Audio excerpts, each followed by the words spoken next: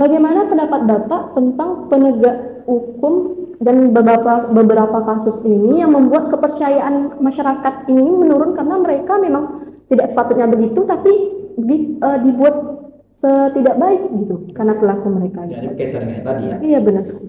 Pertama, penegak hukum itu yaitu semua penegak hukum lah ya. Tapi kalau Polri dan itu kan beda tugas. Iya benar. Kalau Polri itu untuk keamanan negara, kalau TNI untuk pertahanan negara. Nah, jadi terkait dengan apa ya, rendahnya kepercayaan masyarakat terhadap penegakan hukum di Indonesia ini, menurut saya itu hal yang wajar. Hal yang wajar ada karena memang apa istilahnya track record penegakan hukum di Indonesia ini memang bermasalah. Jadi penyimpangan hukum itu terjadi. Ada juga penyeludupan hukum gitu kan. Ini yang baru-baru ini menurut saya juga penyeludupan hukum.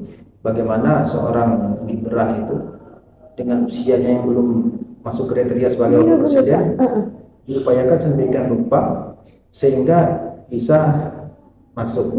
Artinya menabrak aturan untuk melanggengkan suatu kepentingan, gitu kan? Itu menurut saya sangat tidak etis. Iya benar sekali Pak. Mungkin secara yuridis itu ada jalannya ke MK, oke.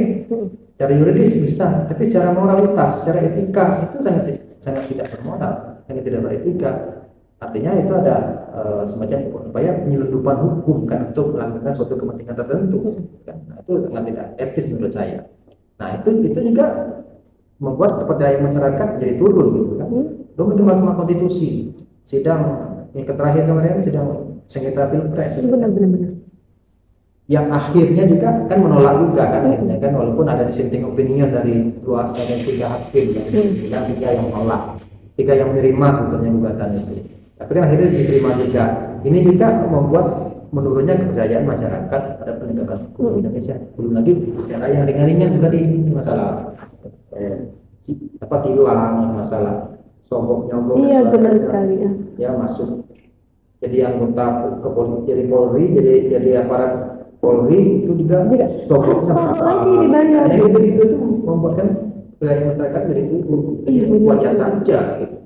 Tapi tidak bisa juga masyarakat menyalahkan pemerintah sepenuhnya karena masyarakat juga andil.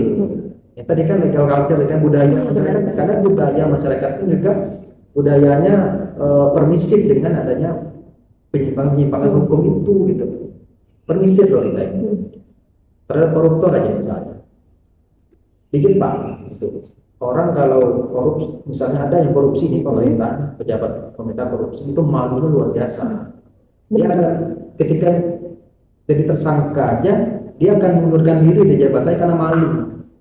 Rasa malu tadi ya Pak ya. Malunya sangat tinggi. Benar. Nah di kita ketika tertangkap jadi tersangka kan nggak mengundurkan diri kan akan bicara, dia kan proses hukum berjalan kan itu kan, nunggu diputus dulu baru mundur kalau memang dia terbukti bersalah, kalau enggak gitu kan.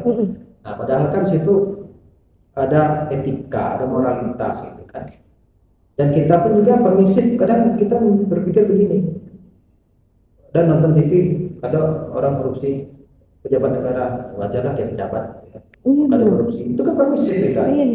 Nah mestinya kan kita tidak mentolerir itu mestinya gitu kan, tapi kita permisif dengan itu. Nah yang ini harus kembali lagi kepada bahwa ternyata aparat dan budaya kesadaran hukum masyarakat kita masih cukup rendah.